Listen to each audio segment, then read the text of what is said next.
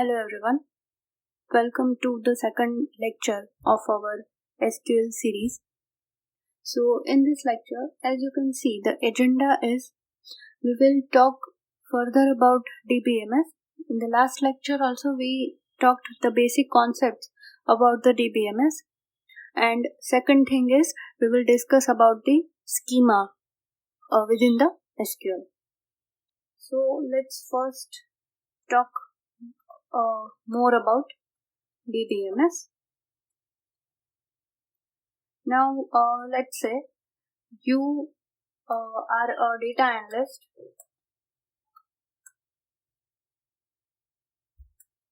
at Amazon Fresh. Consider this as a company like Walmart. So what it does is it is an intermediary platform where the customers come to buy the products and vendor come to sell their products. So what this company does is it provides an intermediate platform. So it decided to open big stores, and you are the data analyst here. So the company decides to open big stores.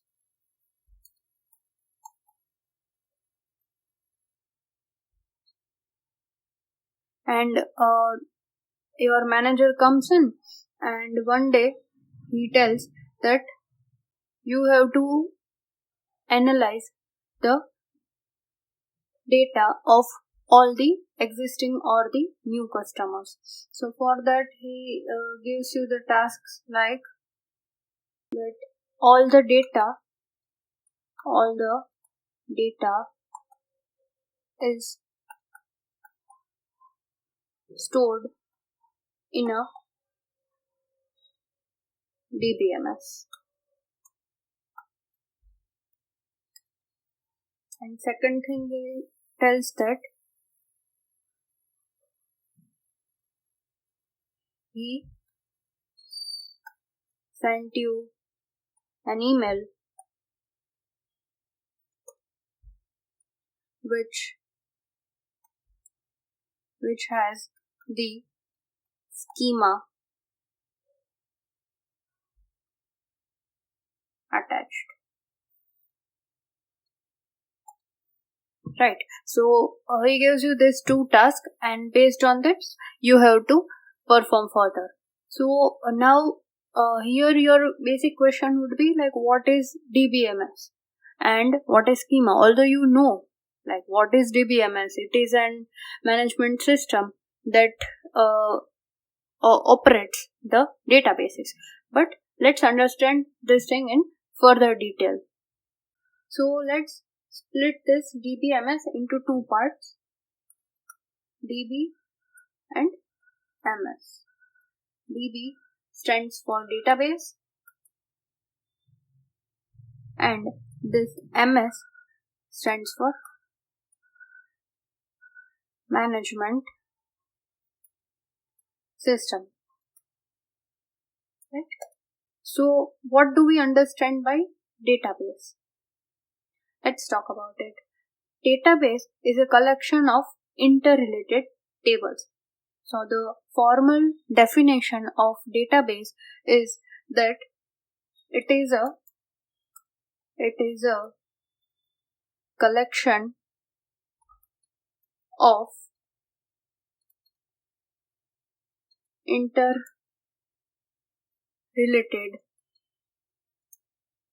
tables. So let's understand this.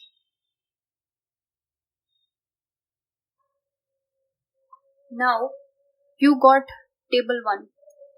Table 1. It is as follows.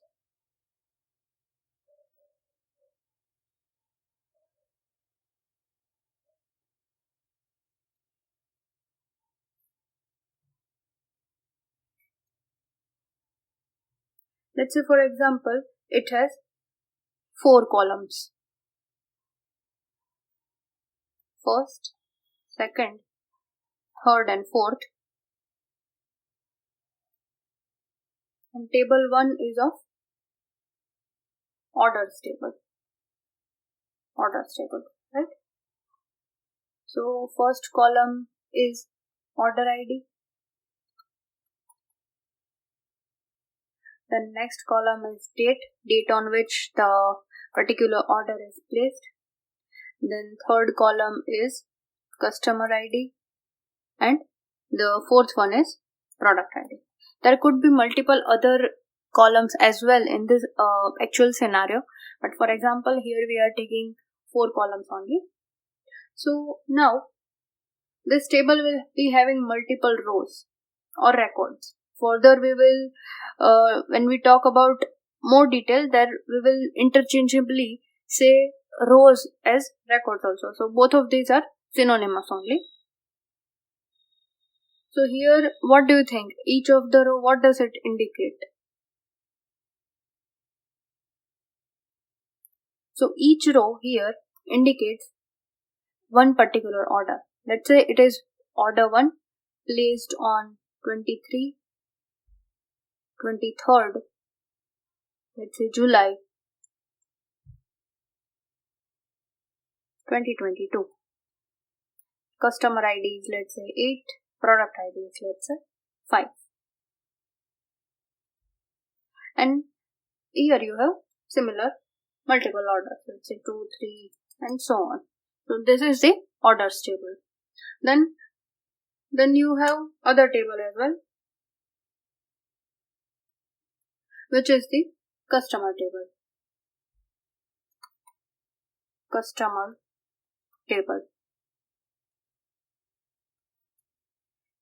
So for this table you have,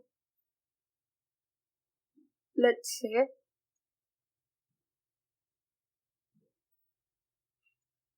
3 columns.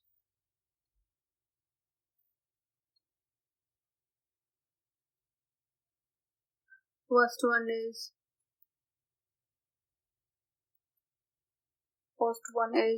customer ID.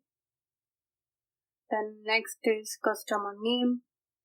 Then further it is address and so on and so forth. It could be further like phone numbers, etc. Let's skip that part for this example. Let's keep till address only. Okay. So in this particular customer table, what do you think each row represent? Here, each row represent one detail of one particular customer. So, in this case, let's say this is customer ID 1. His name is let's say John. His address is let's say so and so street and etc.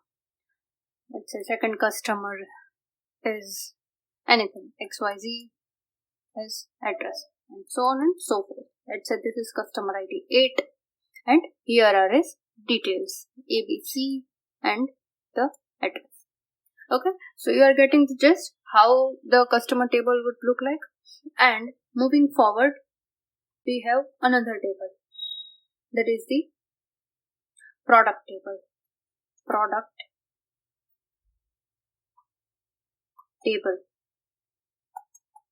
So now this table has its details like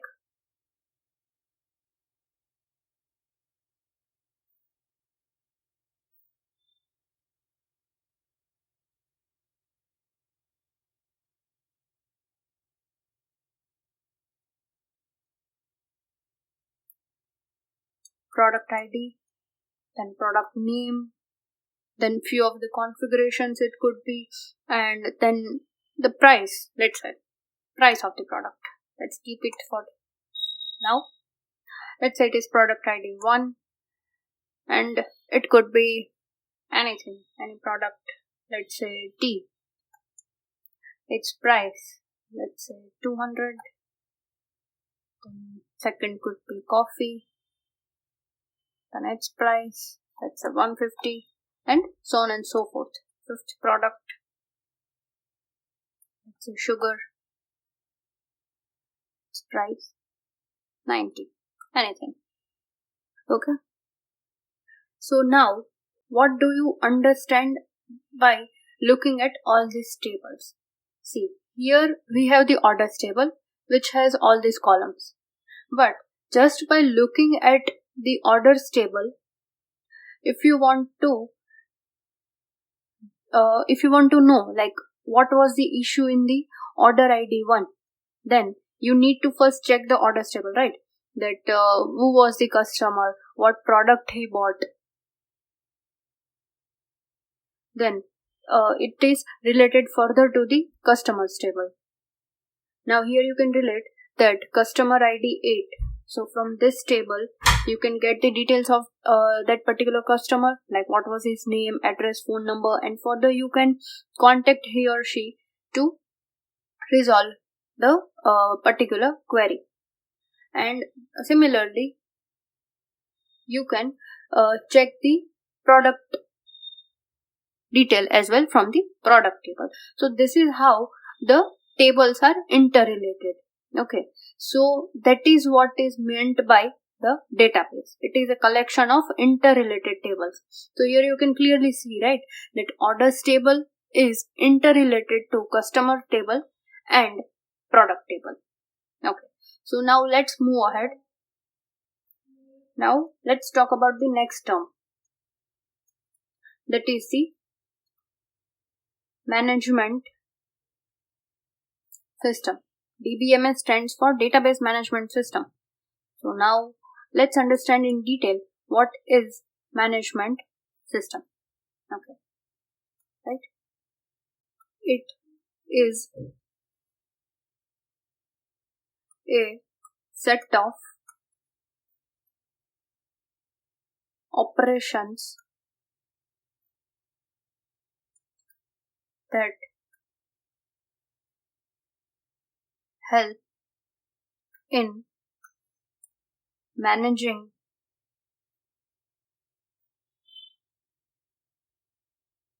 and interacting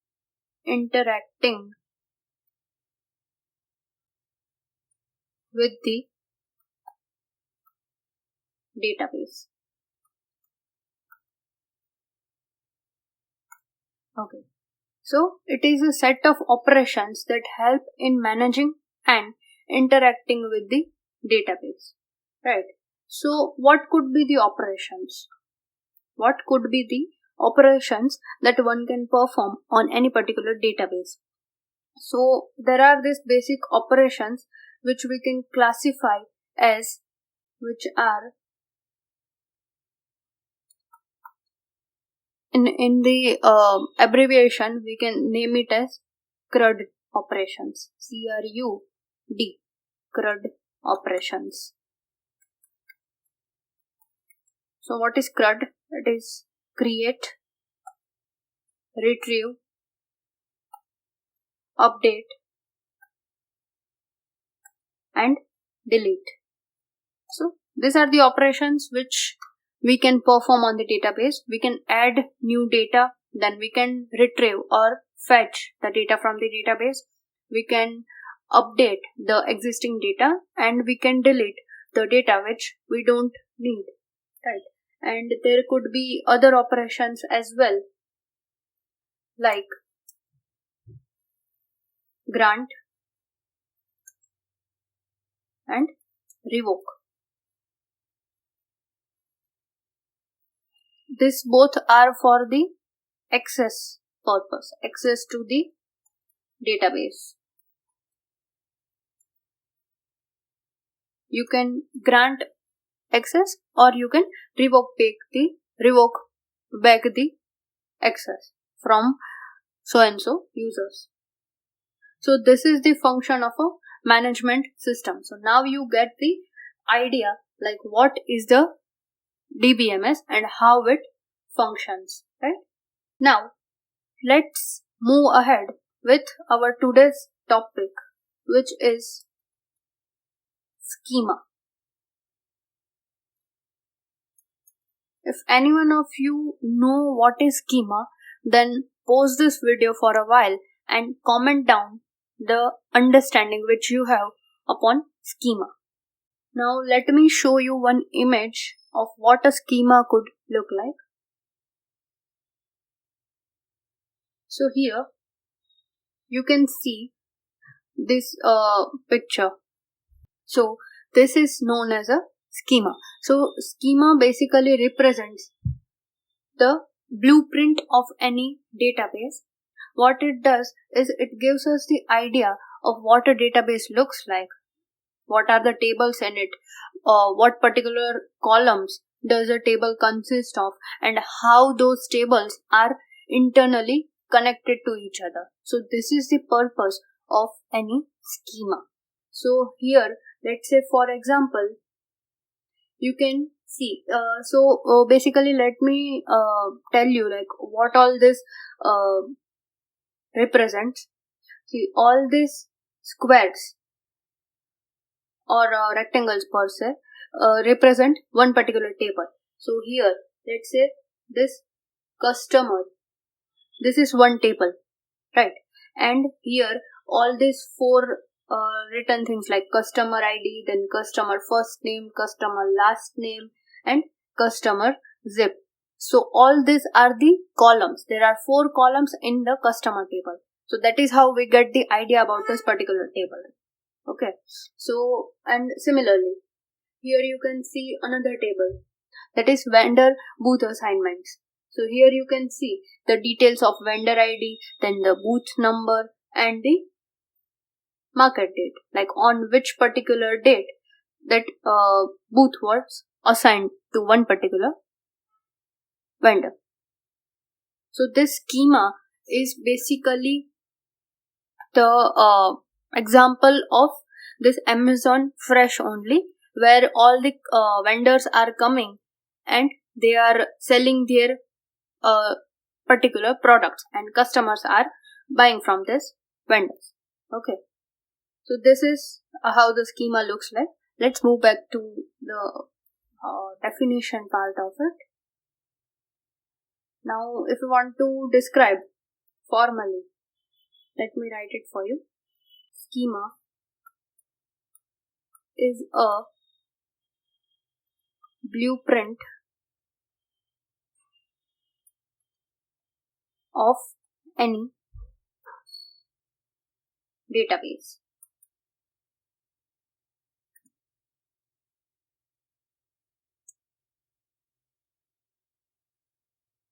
Then it shows the relationship of how all the tables are connected, right? Apart from this, what other things we can see from schema? Let's write it down. It gives information about the columns of any particular table, right? And apart from this, we can know the data types as well. It gives the data types of all columns. Let's move back to that image. Okay, so here you can see, right, in besides the name of the column, you can see here, let's say in the customer table, you can see that customer ID, then int, customer first name is varchar, customer last name and customer zip all are in varchar. Okay, here for example in the vendor booth assignments also there are different data types, and similarly for all the tables you can see, right, here market date is in date data type, here quantity has decimal, right, and so on and so forth.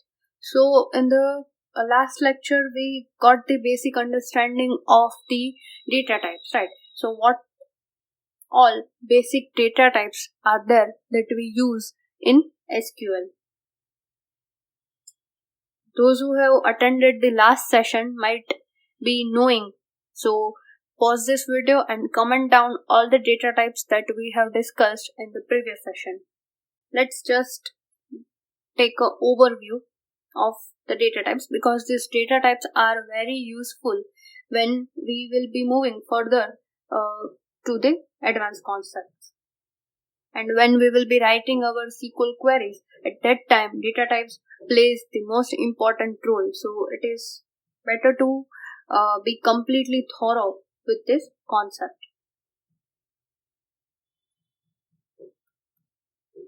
Data types. If we classify broadly SQL data types, then those are in the form of numeric, then second is string, and third one is date time. There is one more as well, fourth one, that is of Boolean. This numeric data types can be classified further as int, and the next one is float, or let's say decimal.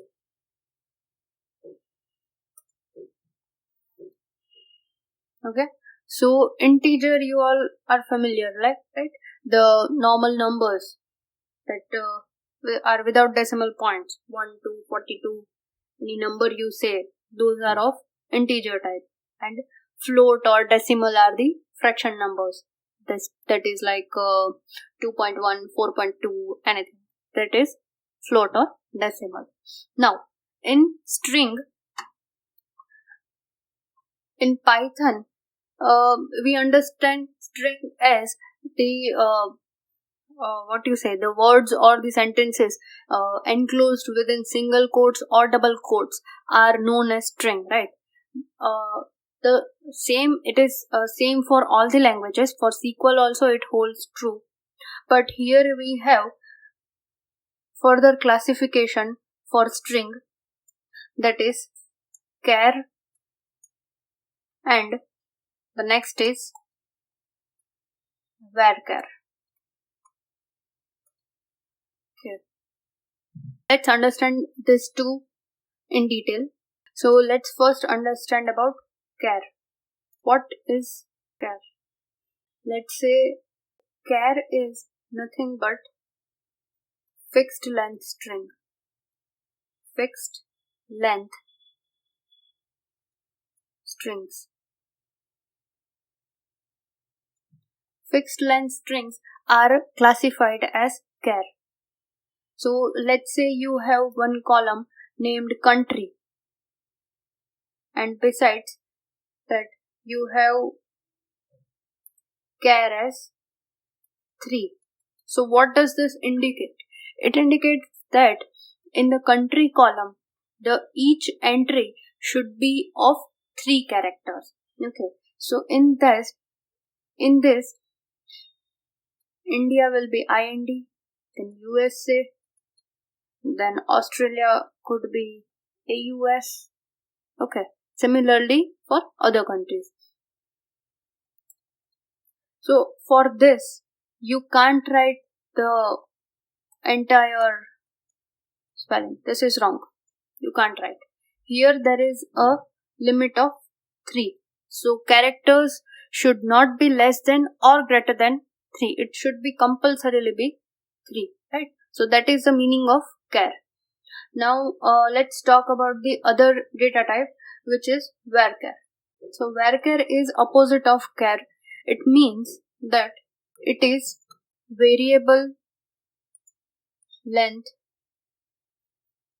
strings.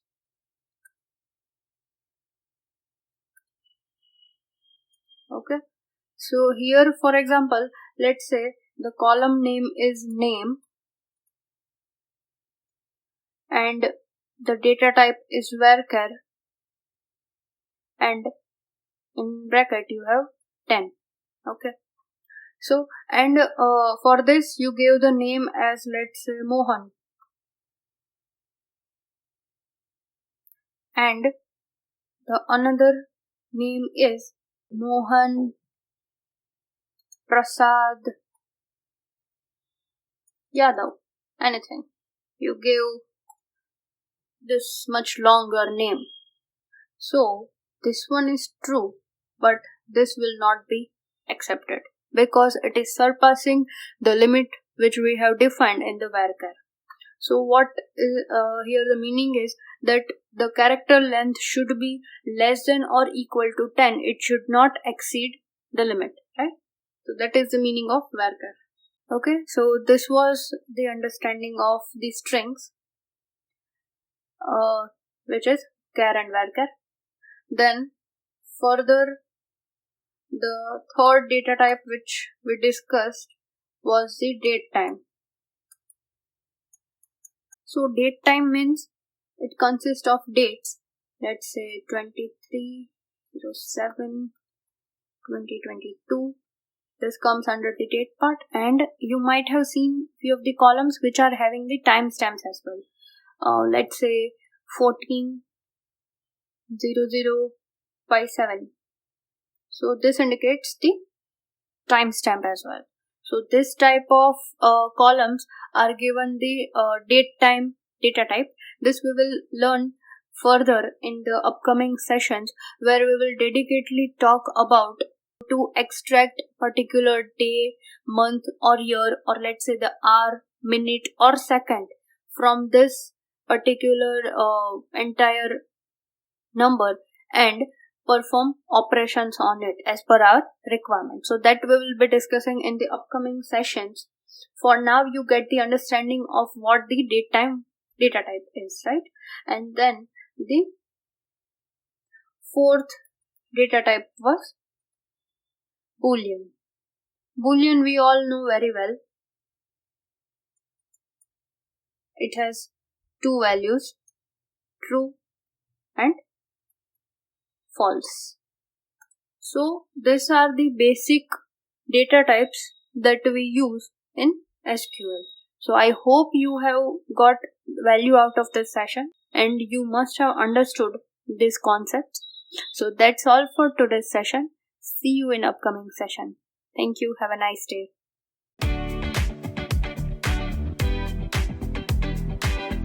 Don't forget to like, share and subscribe.